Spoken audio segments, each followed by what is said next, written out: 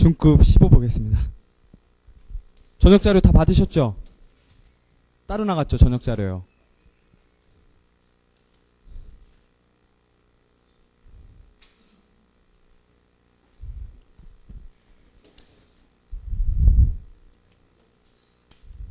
자, 옷감을 생산하여 판매하는 방서왕은 갑은요, 프랑스의 비단 옷감을 수출하기 위해서 운송회사 다공운수 을이 갑의 옷감 5천만원 상당을 부산항까지 운송하여 주고 그 보수로 갑은 을에게 300만원을 지급하기로 하는 계약을 을과 체결하였다. 그러나 을은 그 옷감을 일반 트럭에 허술하게 실어서 부산까지 운송하다가 중간에 폭우를 만나 옷감이 모두 젖어 못쓰게 되었다. 이건 여담인데요. 일반 트럭에 허술하게 실었으니까 이 중과실이 인정될 것 같아요. 중과실이 인정되니까 이 상법상의 뭐 정액 배상 제한이나 이런 거는 적용이 안 될 거라고 보여지고요. 민법이 그대로 적용될 것 같아요.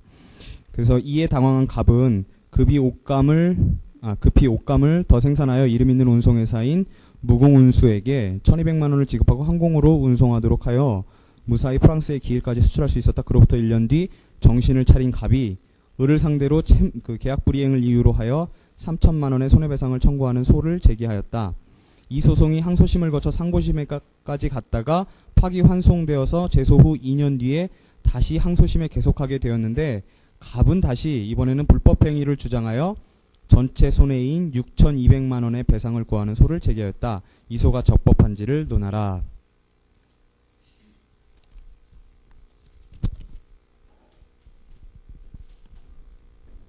역시 또 채무불이행하고 불법행위죠.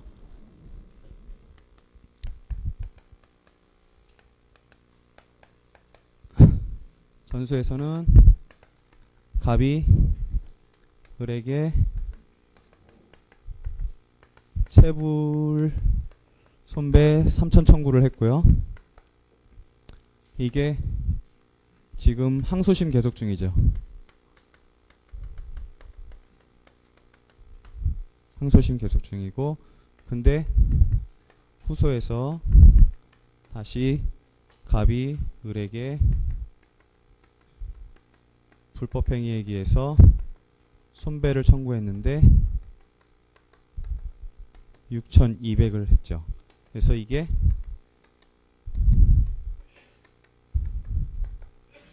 적법한가 그렇게 물었어요.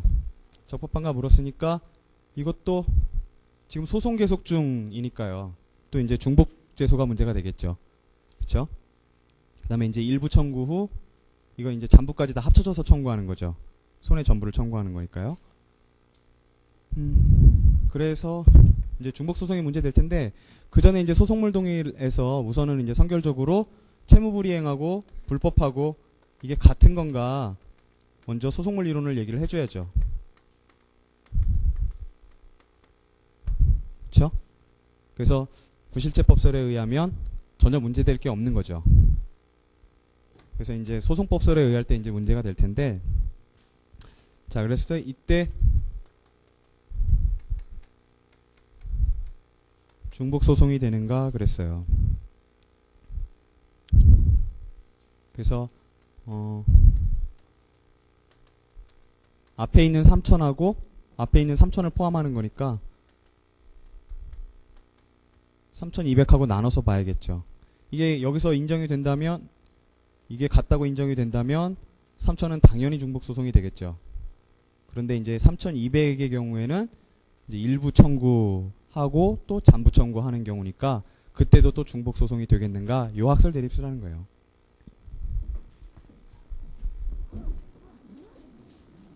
그래서 중급 15를 보시면요.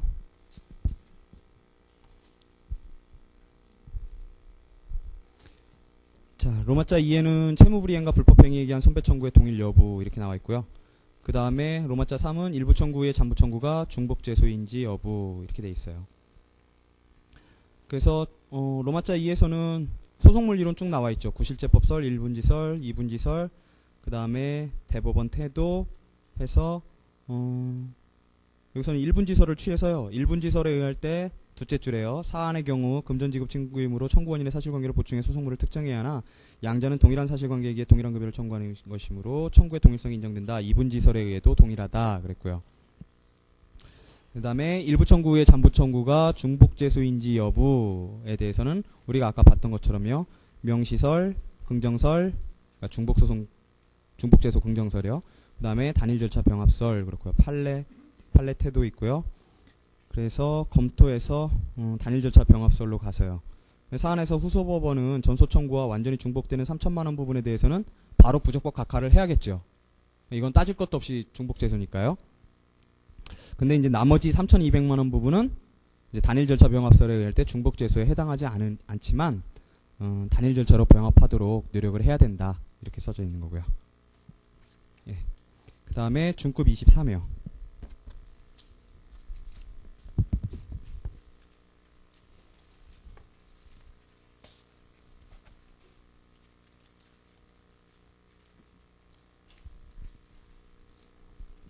자, 갑은 을에 대하여 8천만 원의 매매대금 채권을 갖고 있는데 을이 이행기가 되어도 이행하지 않아 변호사 병을 선임하여 3천만 원을 청구하는 소를 제기하였다.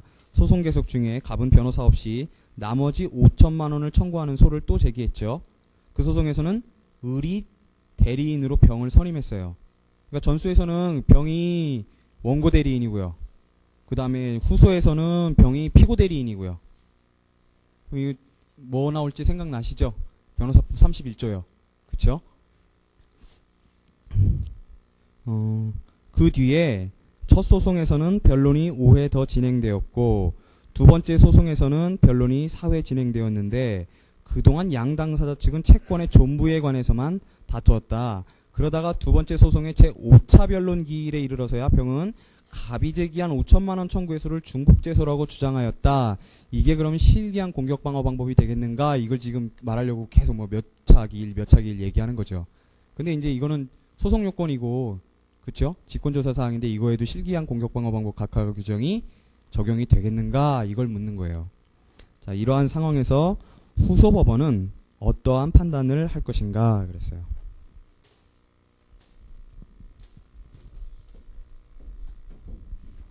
그래서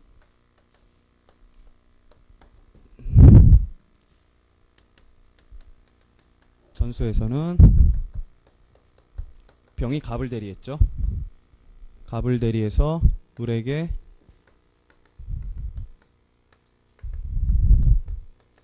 8천 중 3천 매매대금 청구를 했죠.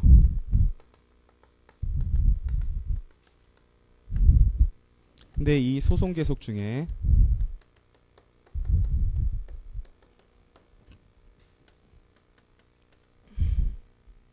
다시 갑이 을에게 나머지 매매대금 잠부 청구죠.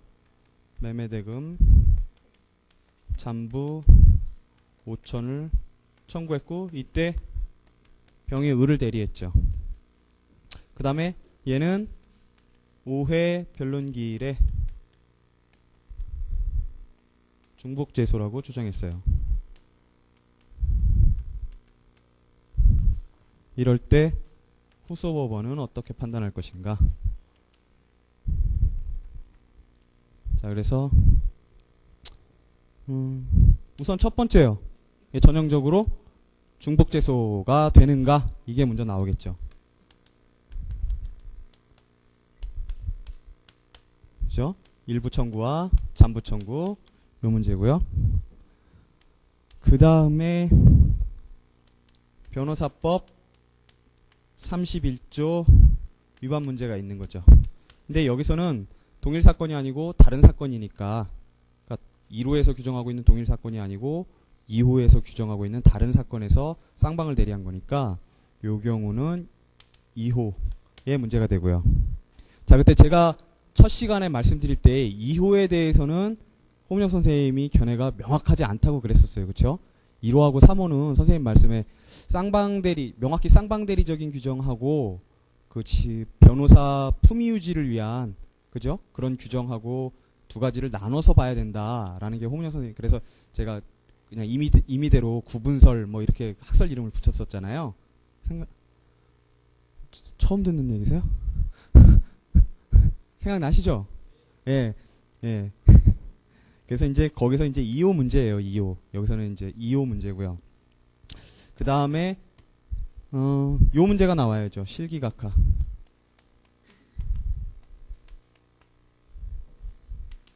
오해 변론기. 중복재소 주장이요.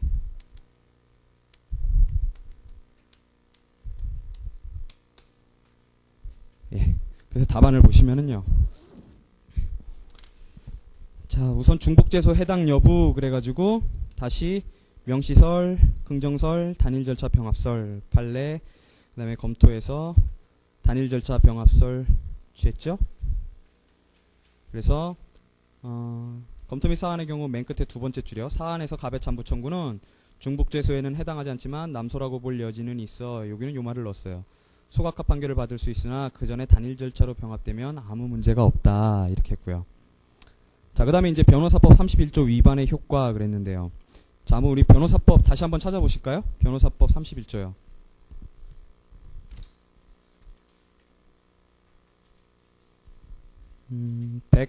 법전에 173페이지요. 수임 제한 그렇게 되어 있는데요. 자, 변호사법 31조에 보시면은 그 단서에 뭐라고 규정되어 있냐면 다만 제2호의 사건의 경우 수임하고 있는 사건의 위임인이 동의한 때에는 그러하지 아니하다 그랬어요. 그죠? 그리고 2호에 뭐라고 되어 있냐면 수임하고 있는 사건의 상대방이 위임하는 다른 사건 그랬어요. 그러니까 요게 지금 1호하고 구분을 하셔야죠. 1호는 당사자 일방으로부터 상의를 받아 그 수임을 승낙한 사건에 상대방이 위임하는 사건. 이거는 그 동일 사건을 얘기하는 거잖아요. 그렇죠? 우리 그때 이 31조 얘기하면서 그랬었어요. 동일 사건을 얘기하는 거고 그 2호에서는 당사자는 그 상대방이 맞는데 요 경우는 다른 사건의 경우였고요. 그다음에 3호 같은 경우는 이거는 뭐 쌍방대리 형태가 아니라 자기가 직무상 취급했던 건데 다시 취급 못하게 하는 거니까 이게 변호사 직무 그 품위 유지를 위한 규정이라고 그때 그랬었어요. 그렇죠? 그래서 이게 이의설로 갈 것인가 추인설로 갈 뭐 이런 얘기들을 했었고요. 자, 그래서 답안을 보시면은요. 자, 답안에 그래서 요거는 그냥 그 호문혁 선생님 저 학설은 안 쓰고요. 그래서 네 가지만 썼어요. 원래대로. 요거 기억나시죠? 직무규정설, 절대적 무효설, 추인설, 이의설 이랬었어요. 자, 그래서 판례 태도 쭉 뭐 이렇게 돼 있었다 그랬고요. 그래서 검토 및 사안의 경우에 사안의 경우 그 두 번째 문단이요. 자, 이의설이 우선 그 검토에서는 이의설로 가고요.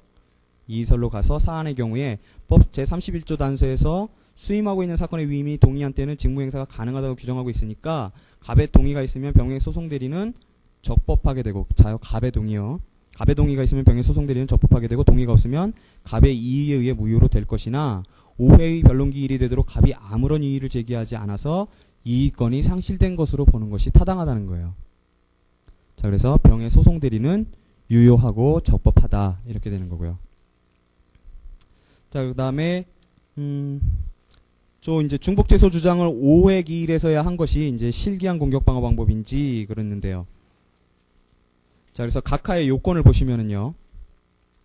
첫 번째 그 주장, 다툼, 항변, 증거 방법 등 공격 방어 방법이어야 하고요. 그 다음에 적시 제출되지 않고 시기에 늦게 제출돼야 되고 고의 중과실이 있어야 되고 요거 아까 한 거죠.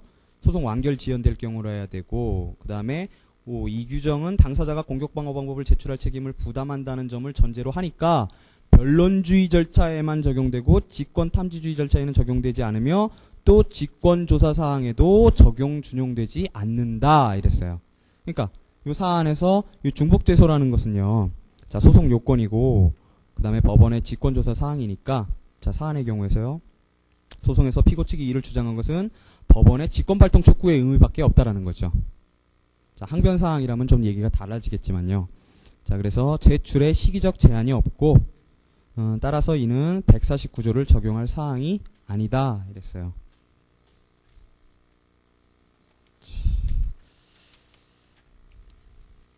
그렇죠? 그러니까 단일 절차 병합설에 의하면 중복재소도 아니고 그 다음에 변호사법 31조 위반 문제에 이어서 이것이 무권대리가 될 것인가 문제되는데, 이의권을 상실했다고 보는 것이 타당하고, 그 다음에, 요 실기각하한 것인가가 문제되는데, 그것도 아니라는 거죠. 그러니까, 후소는 전혀 문제가 없죠. 단일 절차 병합되기만 하면 별로 문제는 없어요. 근데 이제 이시훈 선생님 견해에 의하면 단일 절차 병합되지 않는 한에 있어서는 남소니까 부적법 각하시킬 수 있다라는 거죠. 예. 그러면 오후 거는 다 됐죠.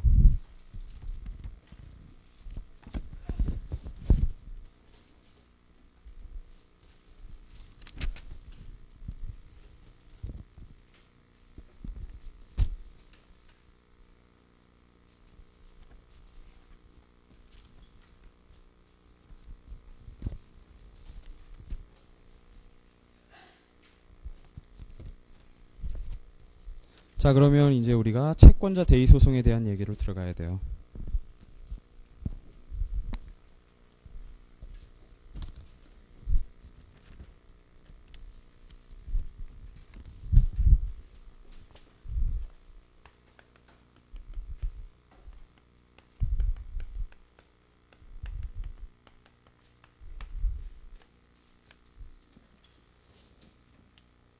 자, 채권자 대의 소송이요. 이제 채권자 대의권을 소송상 행사하는 거죠.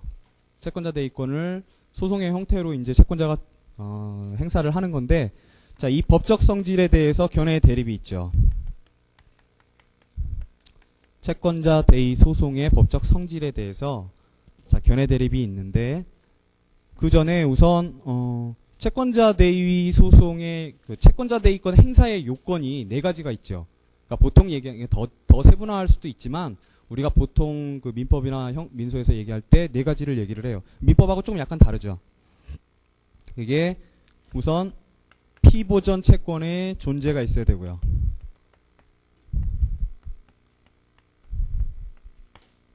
그 다음에 두 번째로 보전의 필요성이 인정돼야 되죠.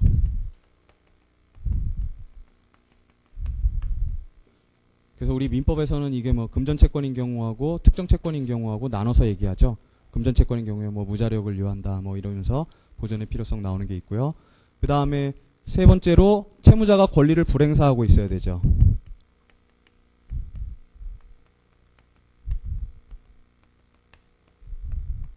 그 다음에 네 번째로 피대위 권리가 존재해야 되죠.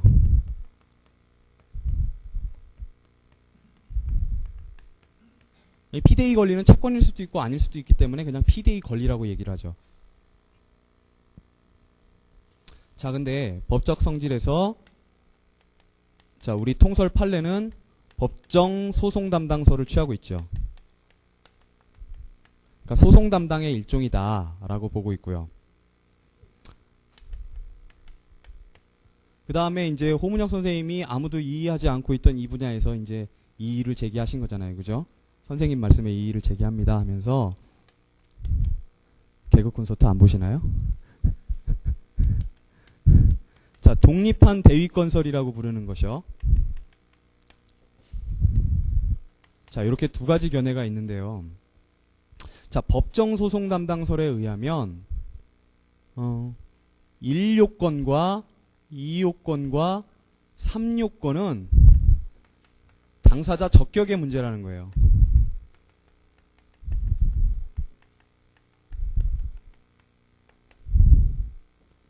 당사자 적격의 문제이고, 그 다음에 바로 이런 거죠. 그러니까 법정소송 담당설이라는 게 다른 게 아니라 결국은 남의 권리, 우리 소송 담당 설명할 때 했었잖아요. 남의 권리인데, 지 권리도 아니고 남의 권리인데 괜히 제3자가 그거에 대해서 관리 처분하는 거, 그게 바로 소송 담당이라고 그랬잖아요. 그렇죠? 자, 그래서 여기서의 소송물은 요 사가 바로 피대위 권리가 바로 소송물이 된다는 거예요. 자, 근데 호문혁 선생님 생각은 뭐냐 하면 채권자 대위권이라는 실체법상의 권리 자체가 그것 자체가 소송물이라고 하는 거예요. 그 행사 전체가. 그러니까 요거 하나는 그 채권자 대의권이라고 하는 실체법상 권리를 이루는 하나의 법률 요건들이 되는 거예요. 요 하나는. 그러니까 전부가 당사자 적격의 문제가 아니고 전부 다 소송물의 문제가 되는 거예요. 1, 2, 3, 4 모두가 실체법상 권리인 대의권의 채권자 대의권의 법률 요건이라는 거죠. 법률 요건이고 따라서 이건 전부 본안 문제라는 거예요.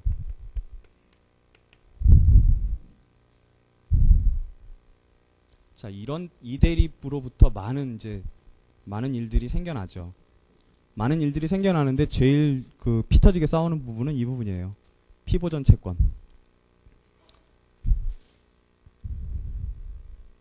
자, 그래서 우선 피보전 채권의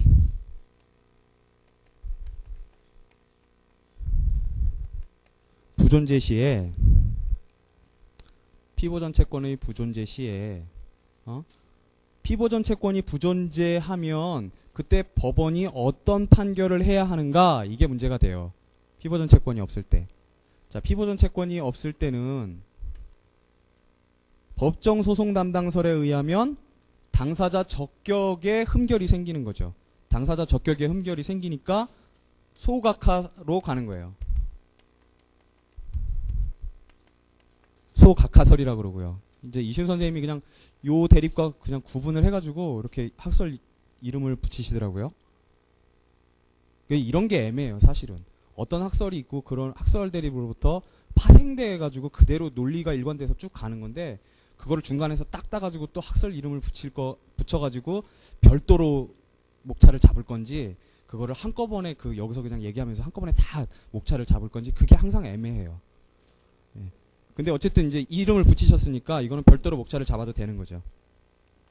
자, 그 다음에 요견에 의하면 피보전 채권이 인정이 안 되면 본안 문제에서 이미 깨지고 들어가는 거죠. 그죠? 이건 당사자 적격의 문제가 아니라 본안에서 이유 없게 되는 사유가 되는 거죠. 피보전 채권이 존재하지 않으면. 그래서 대의권 행사가 이유가 없게 되는 거니까요. 그러니까 소각화가 아니라 청구 기각으로 가는 거죠.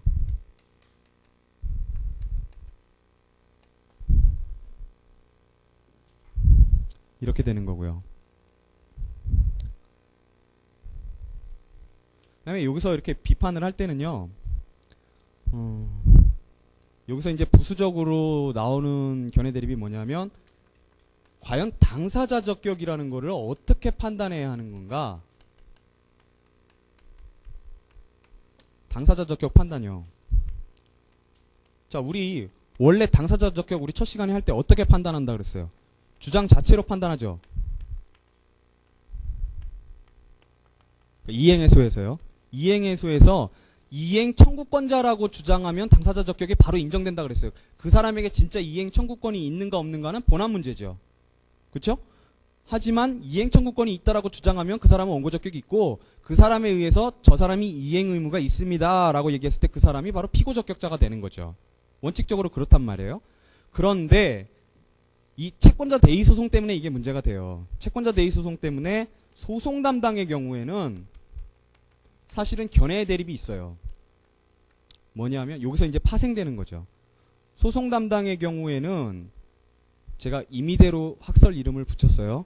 그건 제가 붙인 이름이니까 그건 따라 하시지 마시고 그냥 일설이설 그렇게 하시면 돼요. 요 원칙을 그대로 일관할 수가 있겠고, 일관하지 않고 여기서만 예외를 인정할 수도 있을 거예요. 자, 보세요. 여기서 일관하자는 게 바로 호문혁 선생님 견해예요. 그러니까 뭐냐면 당사자 적격도 어차피 당사자 적격이라는 건 주장 자체로 판단해야 되는 거니까 이 소각하설이 문제가 있다라는 거예요. 왜 문제가 있느냐면 피보전 채권이 부존재한다는 것, 피보전 채권이 나는 피보전 채권이 있어요라고, 그러니까 피보전 채권이 있어요라고 주장하기만 하면 사실은 당사자 적격이 인정이 돼야만 원래의 원칙에 맞다라는 거예요. 호문혁 선생님 생각은. 그러니까 임의적 소송 아니 법정 소송 담당서를 취한다 하더라도요. 하기 때문에가 아니라 법정 소송 담당서를 취한다고 하더라도 당사자 적격을 판단하는 데 있어서는 원칙으로 돌아가서 주장 자체로 판단해야 된다는 거예요. 그래서 피보전 채권이 있다고 주장하면 당사자 적격 인정하고 피보전 채권이 없으면 그때서야 비로소 뭐 본안 문제로 가든 어떻게 본안 문제로 가야 된다라는 얘기를 하고 싶으신 거죠. 그러니까 거기서 그런 얘기를 막 뒤에서 명시적으로 쓰시진 않지만은 그러니까 그런 문제 의식인 거예요. 그런데 이제 우리 이시훈 선생님 책에 보시면은요. 각주에 이게 각주에 이시훈 선생님 책에요. 어디 있는지 못 찾겠네요. 이시훈 선생님이 뭐라 그러시느냐면 원칙은 그렇다. 원칙은 그렇지만 소송 담당의 명시적으로 그렇게 써놓으세요. 소송 담당의 경우는 다르다 그래요. 그렇게 판단할 게 아니다. 그러니까 이거를 정당화시키시는 거예요. 이거를. 그러니까 피보전 채권이 부존재할 경우에 왜 이거를 소각화를 하느냐라는 비판에 대해서 자 이시훈 선생님이 이렇게 방어를 하시는 거죠. 이건 예외다. 원칙적으로 이행해소에서의 당사자 적격을 판단하는 것과 소송 담당의 경우는 달라진다.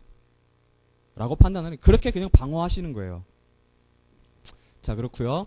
그 다음에 자 이 피보전 채권은 결국 이제 채권자가 대의는 이런 거잖아요. 갑이 을한테 채권이 있고 을이 병한테 어떤 권리가 있는데 결국 갑이 병한테 하는 거고 이게 피보전 채권이고 이게 피대의 권리잖아요. 자 그런데 우리 이제 직권조사상 그때 소송요건 설명하면서 직권조사상의 조사 방식에 대해서 설명을 하면서 생각나시죠? 세 가지 학설을 말씀을 드렸었어요. 그렇죠? 그러니까 변론주의가 적용될 거냐, 직권탐지주의가 적용될 거냐, 아니면은 그 중간에 어떤 직권조사라는 방식을 인정할 것이냐. 그래서 한 중간설이 이시훈 선생님 견해가 한 가지 방식, 직권조사라는 방식을 인정하는 거고 모든 소송요건은 그 방식으로 가는 거고 그 다음에 두 가지 한정설에 의하면 두 가지 방식이 있는데 즉 변론주의에 의한 방식과 직권탐지주의에 의한 방식이 있다고 그랬고요. 그 다음에 이제 그 3분설이요. 3분설에 의하면 세 가지 방식이 있는데 그죠? 변론주의 방식, 직권조사 방식, 그 다음에 직권탐지주의에 의한 방식 이렇게 세 가지 조사 방식이 직권조사 사항에 대해서 적용된다고 그랬었어요. 자 그래서 그게 어디에서 주로 문제가 된다 그랬냐면 그때 이렇게 말씀을 드렸어요. 여기서 저 채권자 대의 소송에서 병이라는 놈이 갑과의 소송에서 나와가지고 갑과 을과의 채권인 피보전 채권에 대해서 자백을 하면 그죠? 자백을 하면 그러면 우리의 통설 판례에 따르면은 이거는 당사자 적격에 대해서 자백을 하는 거잖아요. 소송 요건에 대해서 자백을 하는 거란 말이에요. 소송 요건에 대해서 자백을 하면 그 자백이 구속력이 있겠는가 이게 문제가 된다 그랬었어요 그때. 자 기억이 나실 거예요. 자 그래서 요 얘기가 바로 그 얘기예요. 그때 했던 그 얘기가 자 여기서 자백의 구속력을 갖는가 그랬어요. 그래서 이거는 직권조사 사항에 대한 조사 방식의 문제이고 여기에는 자 중간설 자 이 한 개라 그랬죠. 방식이 한 개. 그 다음에 한정설 두 가지요. 그 다음에 3분설 이게 세 가지죠. 자 근데 중간설은요. 자백 구속력 부정하죠. 그때 그 직권조사라는 방식을 얘기하면서 변론주의에서 두 가지 끌고 오고 직권탐지주의에서 한 가지 끌고 온다 그랬잖아요. 그러니까 무슨 얘기냐면 자백의 구속력만큼은 배제를 해준단 말이에요. 그러니까 직권탐지주의라는 데서는 자백의 구속력 배제라는 거를 끌고 오고 변론주의에서는 사실의 주장 책임하고 그 다음에 증거신청 책임하고를 두 개를 끌고 온다는 거죠. 그게 직권조사라는 방식이라 그랬어요. 그러니까 당연히 중간설에 의하면 당사자 적격에 대해서 피보전 채권에 대해 즉 당사자 적격에 대해서 자백을 한다고 하더라도 그건 구속력이 없는 거죠. 그렇게 되는 거고 그 다음에 한정설은요. 한정설은 요 당사자 적격 문제를 사익적인 것으로 봐요. 사익적인 것으로 봐서 이 경우에는 변론주의를 적용시켜요. 변론주의와 직권탐지주의 중에 어떤 걸 적용시킨 거 할까 해서 이때는 그래서 구속을 긍정을 해요. 그 다음에 3분설은 요 문제에 있어서 부정을 하고요. 다시. 그러니까 공익적인 것으로 보는 거죠. 그러니까 변론주의에 가까이 가면 사익적인 거고 직권탐지주의에 가까이 가면 공익적인 거라 그랬잖아요. 그렇죠? 그렇게 구분하는 건데 자요. 요 문제가 그 문제고 그 다음에 이제 진짜 문제는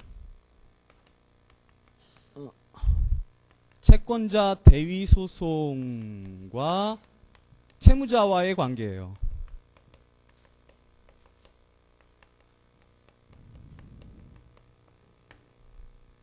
그러면 여기도 뭐 여러 가지 문제 되겠죠. 특히 기판력 중복 제소 제소 금지가 또 문제가 되는 거죠.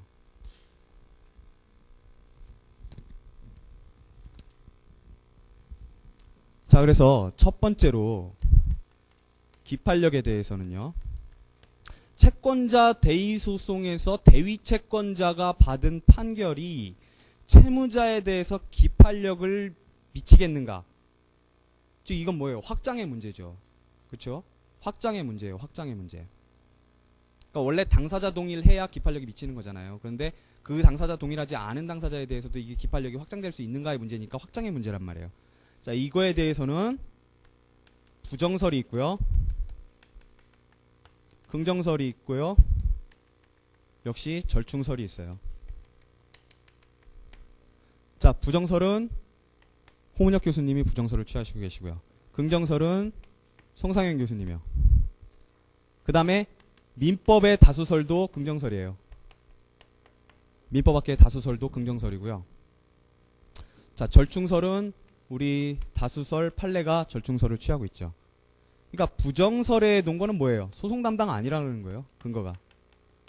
소송 담당 아니고 전혀 상관없는 사람들이라는 거예요. 전혀 상관없는 사람들. 그러니까 채권자 대위 소송이라는 거는 지가 그냥 지 권리 행사하는 거지 내 권리를 제가 대신 행사하는 게 아니라는 거예요.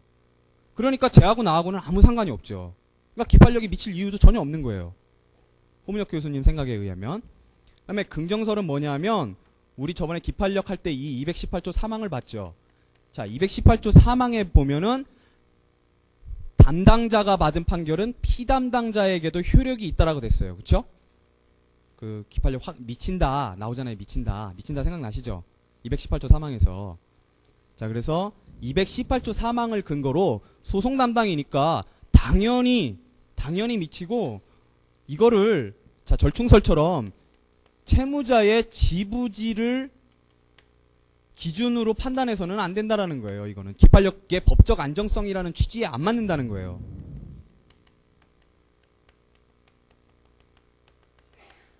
자, 우리가 익히 알고 있는 민법에서도 한참 많이 보신 거죠. 절충설은 뭐냐면 채무자가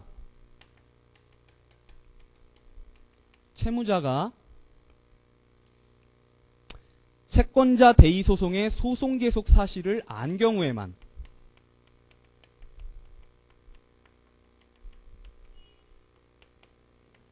기판력을 긍정한다는 거죠.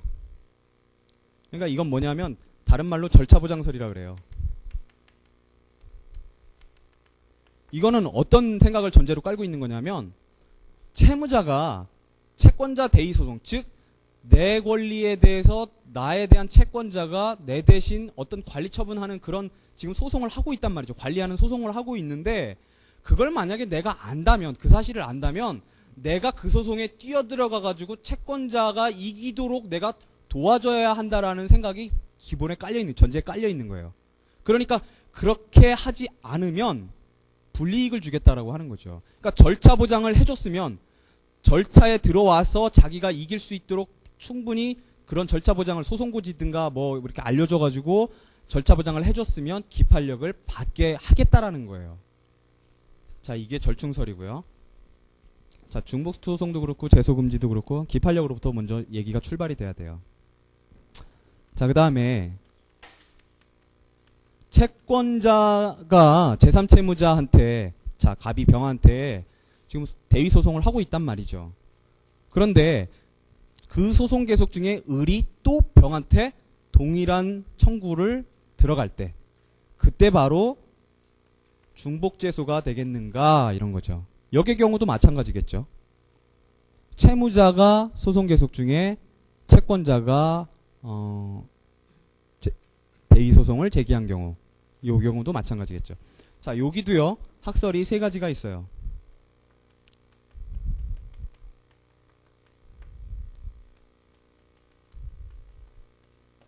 긍정설 역시 절충설, 부정설, 긍정설, 절충설 있고요. 부정설 호문혁 선생님이요. 긍정설은 강현준 교수님, 정동현 교수님, 그 다음에 우리 판례요. 그 다음에 절충설 우리 이시훈 선생님이요. 그러니까 부정설에 놓은 거는 뭐냐면 호문혁 선생님은 이런 거죠. 우선 중복재소가 되려면 당사자가 동일하고 소송물이 동일해야 될 거 아니에요. 그렇죠? 그런데 이 호문혁 선생님 생각은 그거죠. 자, 성질에 의해서 소송물이 다르다라는 거예요. 소송물이 다르죠. 소송물도 다르고 또한 아까 여기서 본 것처럼요. 기판력이 자 중복재소에서 당사자 동일은 확장된다 그랬죠. 어떻게 확장된다 그랬어요? 원래 당사자 동일한 경우에만 그게 인정이 돼야 되지만 원칙적으로는 그러하지만 그게 확장이 돼서 기판력을 받는 경우에도 판결의 효력을 받는 경우에도 당사자 동일이 인정이 된다 그랬어요. 그죠? 확장된다 그랬어요. 그렇죠? 기억나시죠? 자, 그런데 여기서 보는 것처럼 여기서 얘기하는 것처럼 기판력 안 받는다라는 거예요. 채무자가. 기판력 안 받으니까 아무런 상관없는 사람이니까 당사자도 다르다라는 거예요. 당사자 동일 요건도 충족이 안 된다라는 거죠. 그러니까 도속물도 다르고 당사자도 다르니까 결국 중복재소 아니다라고 보게 되는 거죠. 논거가. 그 다음에 긍정설에 논 거는요. 판결의 모순저촉을 방지하자라는 거예요. 판결의 모순저촉을 방지하기 위해서 일률적으로 중복재소 처리를 하는 거죠.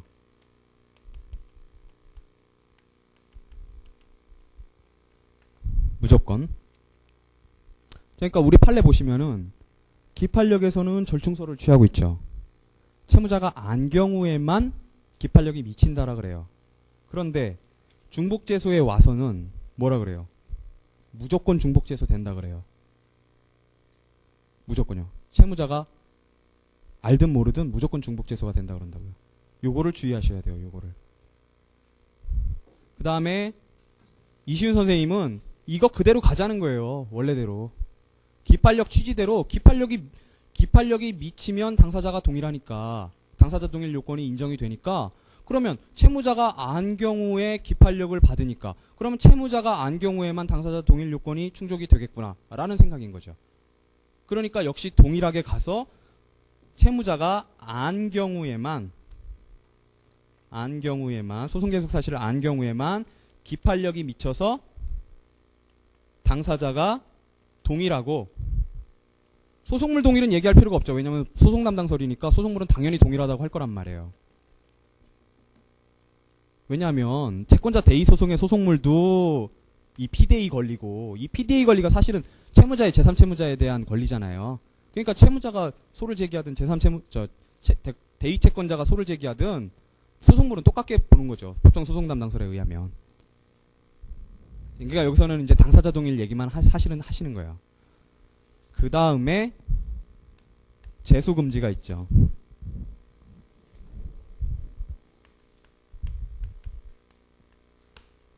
자, 재소금지는요. 절충설하고 부정설밖에 없어요.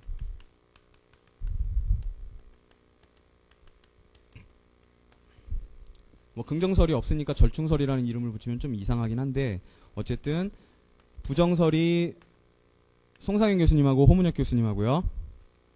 그 다음에 절충설이 통설 판례요. 아니 다수설 판례요. 그래서 요거의 근거는 기판력과 취지가 다르다는 거죠.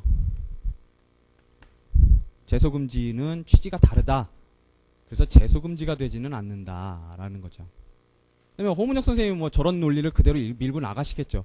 그렇죠? 재소금지에서도 역시 당사자 동일 소송물 동일이 있어야 되니까 그런 얘기가 나오겠지만 송상현 교수님 같은 경우에는 독립한 대의권서를 주장하시는 분은 아니잖아요. 역시 소송 담당으로 인정을 하시면서도 부정서를 취하시는 거니까 공통되는 논거는 기판력과 취지가 다르니까 기판력의 경우에는 저렇게 절충서를 취할 수도 있겠지만 여기서는 아니라는 거죠. 왜 대의 채권자가 지 맘대로 소를 취하한 거를 그 불이익을 왜 채무자인 내가 받아야 하나? 이게 문제의식인 거예요. 지가 소송해놓고 지가 소제기해놓고서 하다가 지가 싫어가지고 소취한 거를 왜 내가 그런 불이익을 받아야 되나? 라는 게 문제의식이라고요. 자, 그 다음에 절충설은 역시 채무자가 안 경우에요. 소송 계속 사실 알면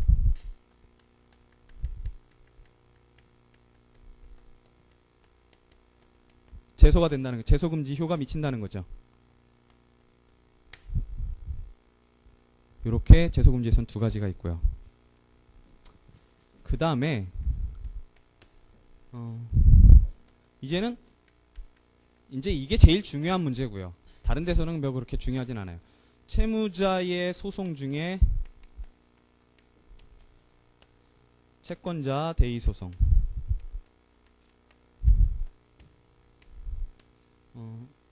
소송 중 채권자 대의 소송. 소송 중이 아니죠. 채무자의 소송과 채권자 대의 소송. 이건 이제 역의 경우를 얘기하는 거죠. 채무자가 소송한 것과 대의 채권자와 간에 어떤 관계가 있느냐 이런 거고요. 첫 번째, 판결의 효력에 대해서요.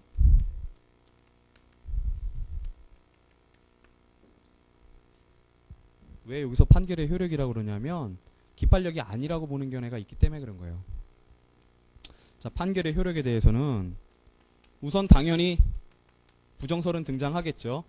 호문혁 선생님이요. 판결의 효력, 뭐 채무자가 소송한 걸 왜 그 대의채권자가 그런 판결의 효력을 받나 하는 거죠. 전혀 받을 이유가 없다라고 보는 거고, 그 다음에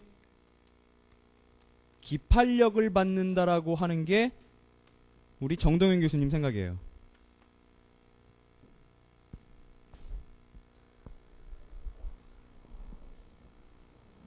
기판력을 받는다라고 하는 게 정동현 교수님 생각인데, 요거는 근거가 법정 소송 담당이기 때문이다 그러세요.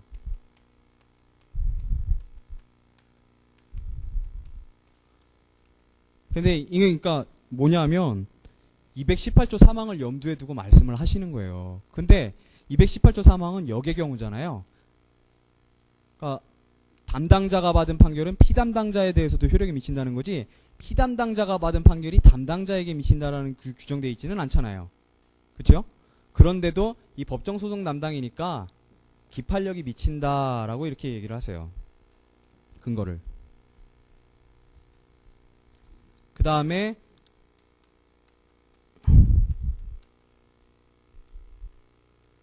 이제 이시훈 선생님은 반사유다 이렇게 얘기를 하시는 거죠.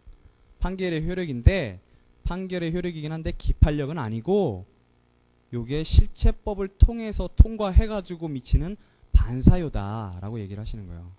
그러니까 채무자가 이기느냐 지느냐에 따라서 그 공동채권자의 총 담보가 늘어날 수도 있고 줄어들 수도 있기 때문에 그런 실체법적 효력이 미치는 거기 때문에 이거를 반사유라고 부르시는 거예요, 이수윤 선생님은.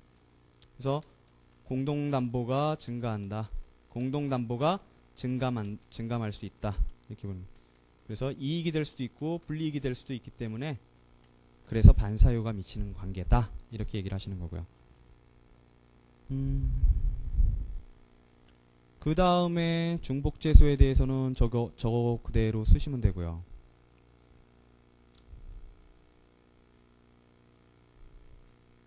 그 다음에 이제 중복제소의 경우에는 이런 문제가 있을 수 있어요. 그러니까 채무자가 이미 소송을 하고 있는데 그 뒤에 후소로서 채권자가 대의소송을 제기한다면 그거는 중복제소이기 이전에 이미 다른 문제가 생기죠. 뭐냐면 채무자의 권리불행사라는 요건 자체가 걸려버리잖아요. 거기서. 그러니까 두 가지 이유에 의해서 다 안 되는 거예요. 그 경우에는. 자, 그 다음에 요 정도만 생각하시면 돼요. 채무자의 소송과 판결의 효력만 요거만 생각하시면 되고요. 그 다음에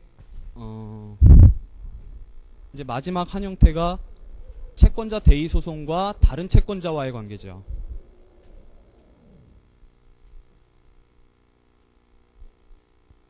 이제 채권자 대의 소송의 경합이라고 얘기하는 부분이요.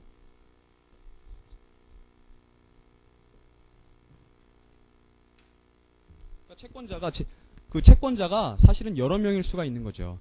채무자 하나를 두고 제3채무자 있고 채무자 있는데 채권자가 또 한 명일지는 않을 거 아니에요. 채권자가 뭐 2명 있다든가 3명 있다든가 그러면 그 채권자 간의 관계도 이제 문제가 되는 거예요. 자, 그래서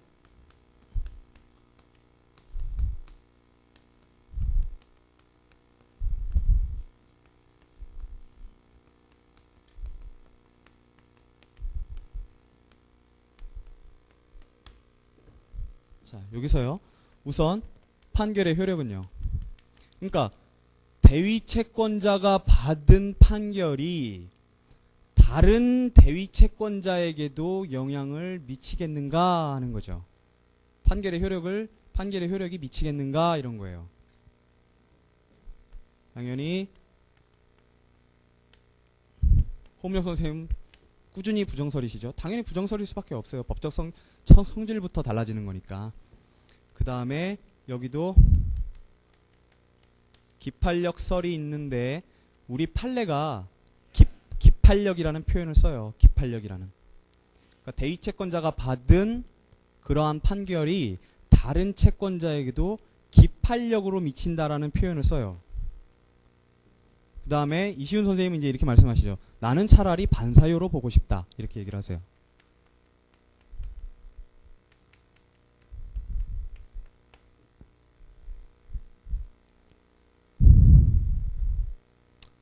자, 그 다음에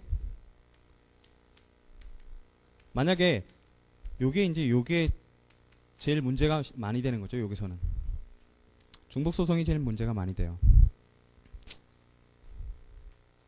대위 채권자의 대위 소송이 계속 중인데 또 다른 채권자가 똑같은 제3채무자를 향해서 대위 소송을 또 제기하는 거예요. 자, 그럴 때 그 경우를 중복제소라고 보겠는가 하는 게 문제가 되는 거죠. 자, 그래서 중복제소, 긍정설, 역시 부정설, 그 다음에 절충설 이렇게 있어요. 자, 우리 판례는 아까 채권자 대위 소송과 채무자의 관계에서도 중복제소에 있어서는 일률적으로 중복제소가 된다 그랬죠. 예? 일률적으로 중복제소가 된다 그랬어요. 여기서도 마찬가지예요. 채무자의 지부지를 불문해요.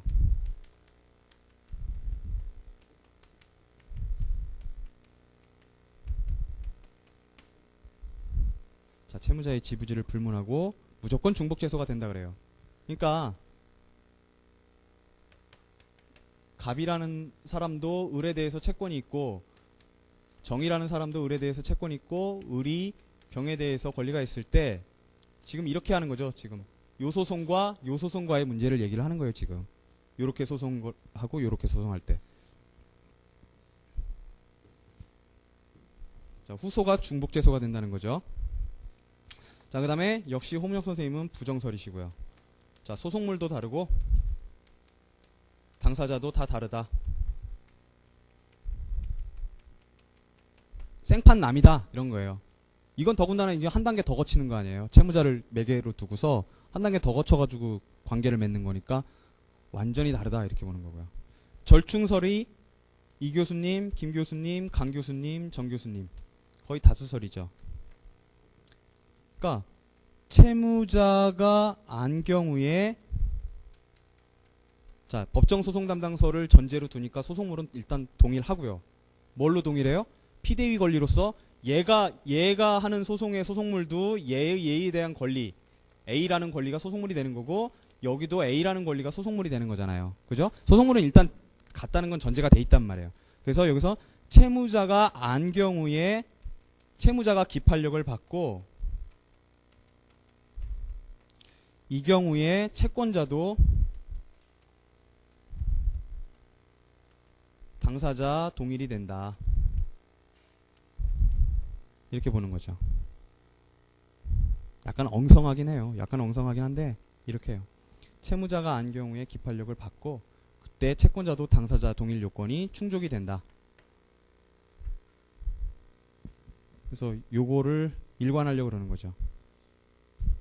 그러니까 보시면 이시훈 선생님은 그 안경우라는데 절차 보장을 받는다라는 데에 대해서 진지하게 아주 일관하시려고 하시는 거예요.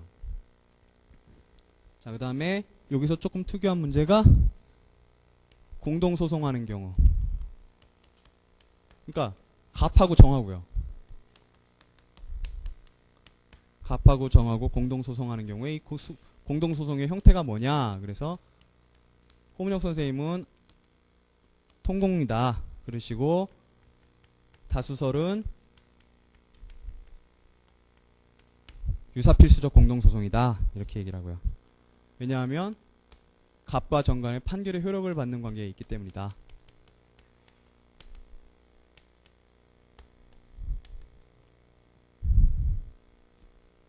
자, 뭐 이외에 참가하는 방식에 대해서 뭐 보조 참가를 해야 되네, 뭐 적격 유지설, 적격 상실설이 있는데 어쨌든 이게 다 가장 뼈대예요. 자, 그래서 초급 10이래요.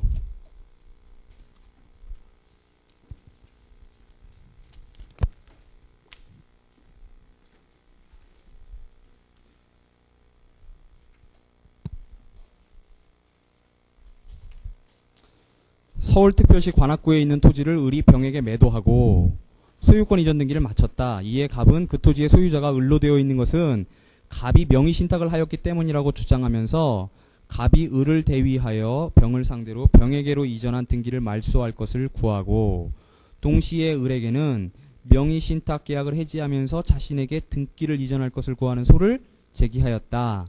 법원이 심리한 결과 갑과 을 사이에 명의신탁이 인정되지 않는다고 하여 을에 대한 청구를 기각하였다. 이 경우에 병을 상대로 한 청구에 대하여 어떻게 재판할 것인가에 관하여는 대법원이 다음과 같이 판결하였는데 이 판결을 논평하라 이랬어요. 채권자 대위 소송에 있어서 대위에 의하여 보전될 채무권자의 채무자에 대한 권리가 인정되지 않을 경우에는 뭐예요? 피보전 채권이 인정되지 않을 경우에는 그런 거죠. 채권자가 스스로 원고가 되어 채무자의 제3채무자에 대한 권리를 행사할 당사자 적격이 없게 되므로 그 대위 소송은 부적법하여 각하할 수밖에 없다 할 것이므로 원고의 피고 을에 대한 소유권 이전 등기 청구권이 인정되지 않는 이 사건에 있어서 원고가 위 피고에 대한 소유권 이전 등기 청구권을 보전하기 위하여 피고 을의 피고 병에 대한 등기 말소 청구권을 대위 청구하는 소를 각하한 원심의 조치는 정당하다 이랬어요. 이거예요, 이거.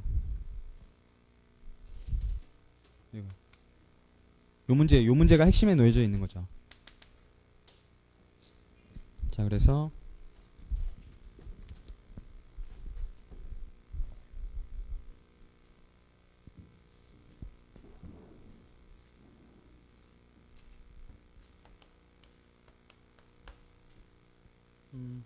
첫 번째, 갑이 병에게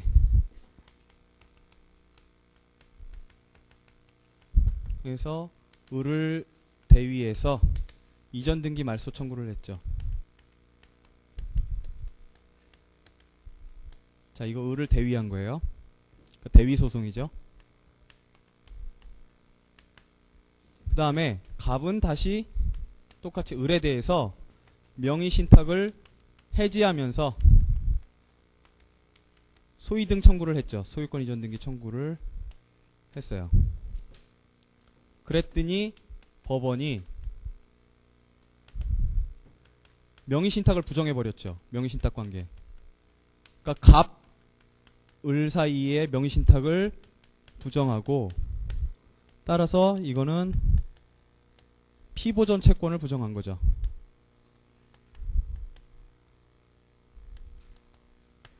그러고서 갑의 을에 대한 청구를 기각했죠.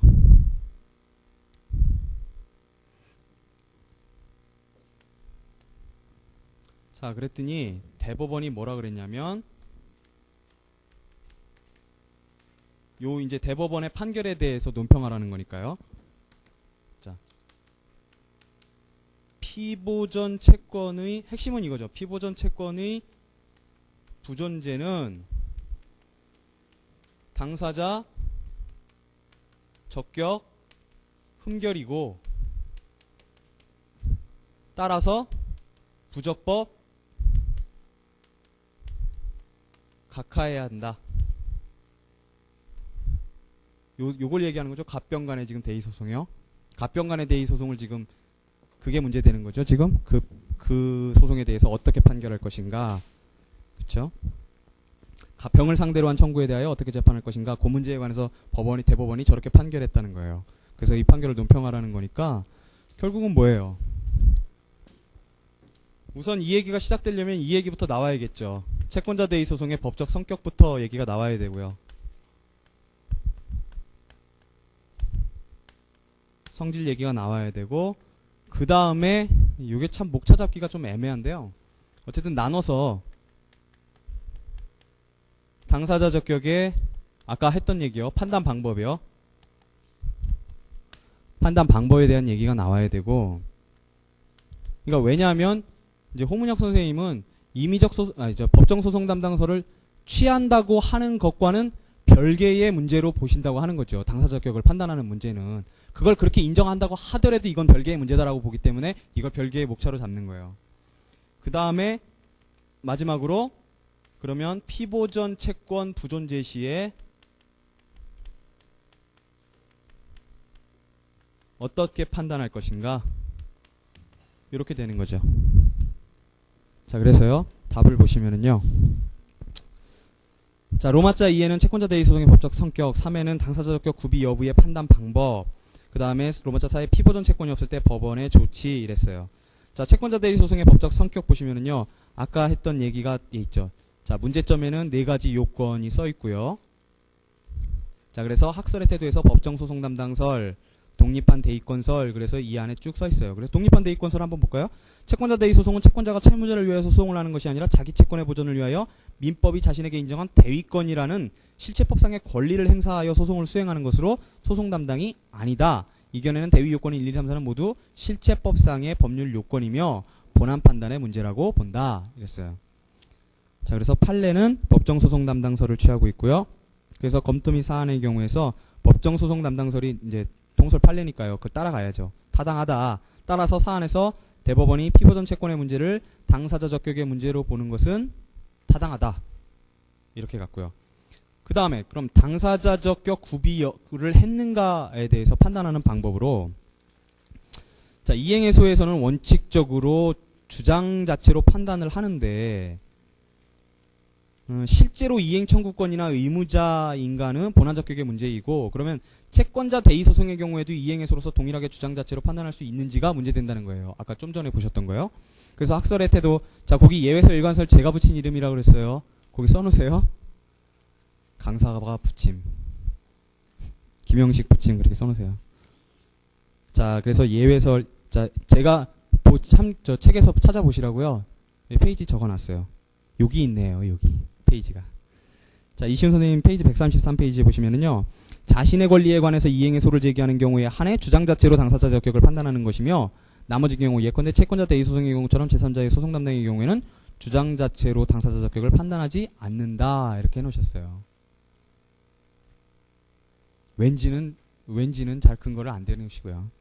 자 그 다음에 홍문혁 선생님 같은 경우는 당사자 적격은 본래 원고의 주장 자체로만 판단하는 것이고 이거는 자 채권자 대의 소송의 경우에도 마찬가지라고 한다는 거예요. 그래서 채권자라고 주장하면 그 자체로 당사자 적격이 구비되는 거지 그게 진짜 피보전 채권이 있는지 그 사람이 진짜 채권자인지 자체를 따질 필요는 없다라는 거예요. 당사자 적격 단계에서. 그래서 자 판례는요. 피보전 채권이 없으면 원고는 채권자가 아니고 채권자 대의 소송에서는 채권자만이 원고가 될 수 있다고 판시해서 채권자 대의 소송의 경우에는 주장 자체뿐 아니라 실제로도 채권자여야 당사자 적격이 인정된다라고 본다는 거예요. 우리 판례도. 자 그래서 검토 및 사안의 경우에서 이거는 채권자 대의 소송의 경우에는 통상의 이행 청구와 동일하게 볼 수는 없고 자신에게 대위할 권리가 있음을 입증해야 당사자 적격이 인정된다고 보아야 한다. 따라서 설문에서 대법원이 피보전 채권이 인정되지 않을 경우에는 당사자 적격이 없게 된다고 판시한 것은 타당하다. 그랬어요. 책들이 아무리 찾아도 별로 이렇게 쓸만한 논거들이 없어요. 그냥 이렇게 견해드리면 나오는데 별로 논거는 없어요. 그 다음에 자, 피보전 채권이 없을 때 그럼 법원이 어떻게 조치를 할 것인가 그랬어요. 자, 그래서 학설의 태도로 소각하설, 청구 기각설 이랬어요. 좀 전에 보신 대로죠. 그래서 판례 태도 쭉 나오고요. 거기서요. 판례 태도에서요. 제가 읽어볼게요. 채권자 대의 소송에 있어서 피보전 채권이 인정되지 않을 경우는 채권자가 당사자 적격이 없게 되므로 그 대의 소송은 부적법에 각하할 수밖에 없다고 해 소각하설의 입장이나 그 뒤부터 좀 주의 깊게 한번 읽어보세요. 채권자 대의 소송에서 피고인 제3채무자는 피보전 채권이 시효로 소멸했다고 주장할 수 없다고 해서 항변을 배척하고 청구 인용 판결을 하였는데 이는 소송 요건의 문제로 보아 직권 조사 사항으로 보는 것과 논리가 일관되지 않는다는 비판이 있다 그랬어요. 그러니까 뭐냐면 우리 민법에서요. 민법 공부하실 때 보시면은 그 소멸시효 파트에서 우리 대법원이 참 이상한 태도를 취하고 있다라고 얘기를 해요. 왜냐하면 분명히 보면은 절대적 소멸설의 입장인데 절대적 소멸설의 권리가 절대적으로 소멸한다고 보면 누구나 정말로 개나 소나 그 권리가 소멸했다라고 주장할 수 있어야죠. 그죠? 그 시효로 소멸했다는 걸 원용하는 사람을 제한을 두어서는 안 돼요. 절대적 소멸설의 입장이라면 당연히 누가 봐도 절대적으로 소멸한 거니까 누구라도 얘기할 수가 있죠. 하지만 우리 판례는 우리 대법원은 시효 원용권자를 제한을 하는 해석을 하고 있어요. 여러 판례에서. 그렇죠? 여러 사안에서 그런 해석을 하고 있단 말이죠. 그래서 학자분들이 뭐라고 그러냐면 이거는 상대적 소멸설로밖에 해석이 안 된다. 정말로 대법원이 좀 이상하다. 이렇게 얘기를 한단 말이죠. 자, 민법에서 그게 좀 중요하게 다뤄지는 판례고요. 판례인데 이게 저 소송법에서도 그래요. 자, 제가 금방 읽었던 그 판례요. 97-5749에서 제3채무자는 시효로 소멸했다고 주장할 수 없대요. 그러니까 당사자 적격 문제니까 소송요건 문제고 소송요건 문제니까 직권조사 사항인데 당사자 보고는 주장하지 말라는 거예요. 그러니까 이거를 종합하면 결국은 어떤 결론이 나오는 거냐면 나는 법원인 나는 소송요건이니까 직권으로 조사할 수는 있는데 당사자인 너는 말하지 마. 이거예요. 너는 말할 권리가 없어 라고 얘기하는 거죠. 나는 소송요건이니까 직권으로 조사할 수 있는데 당신은 말하지 마시오라고 말하는 거랑 똑같다는 거예요. 결론을 종합해보면. 아구를 맞춰보면은요. 자, 그런 이상한 결론이 된다는 거죠. 자, 그래서 검토 및 사안의 경우에서 법정소송 담당의 경우 당사자 적격 판단은 자신의 권리를 행사하는 경우와 구별되고 따라서 채권자임이 인정되어야 당사자 적격이 구비된다고 봐야 하므로 피보전 채권이 존재하지 않아 당사자 적격이 없으면 소각합 판결을 하는 것이 타당하다. 따라서 대법원의 설문상 판시는 정당하다. 이렇게 해서 그냥 통설판례 따라갔어요. 그렇죠? 여러분들이 만약에 이걸 쓰실 일이 있더라도 통설판례 따라가시는 게 좋겠죠. 호명석 선생님 혼자밖에 딴 얘기를 하시는 게 아니니까. 혼자만 딴 얘기를 하시는 거니까요. 그 다음에 중급 18여.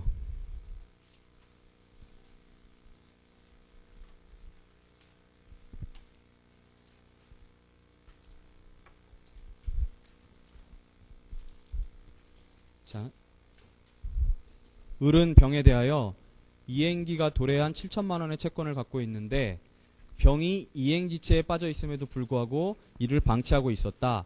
을의 채권자 갑이 이를 이유로 병을 상대로 그 채무를 이행할 것을 구하는 소를 제기하였다. 소송에서 병은 을이 지급을 유예하여 주었기 때문에 채무를 이행할 이유가 없다고 주장하였다. 이건 뭐예요? 지급 유예 사실을 주장하고 있어요. 이 지급 유예 사실 뭐예요? 권리 저지 사실이죠? 권리 행사 저지 사실이잖아요. 지급 유예니까요.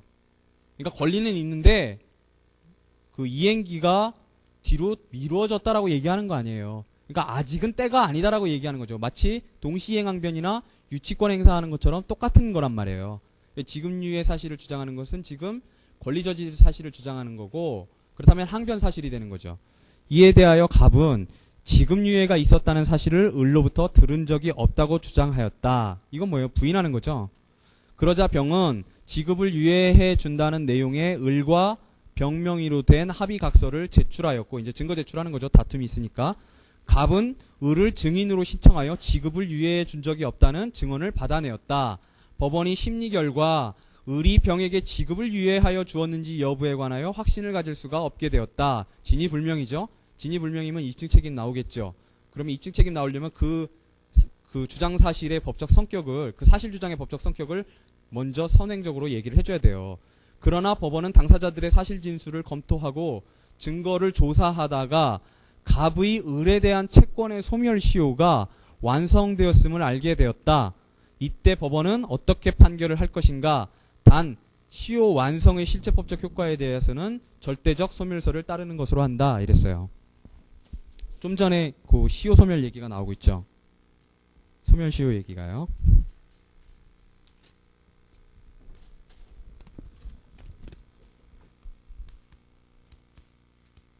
뭐냐면 갑은 병에게 대위를 해가지고 7천 지급 청구를 한단 말이죠. 그랬더니 얘가 뭐라 그랬냐면 을의 지급 유예 사실을 주장했어요. 그러니까 얘는 들은 적 없다 그랬어요.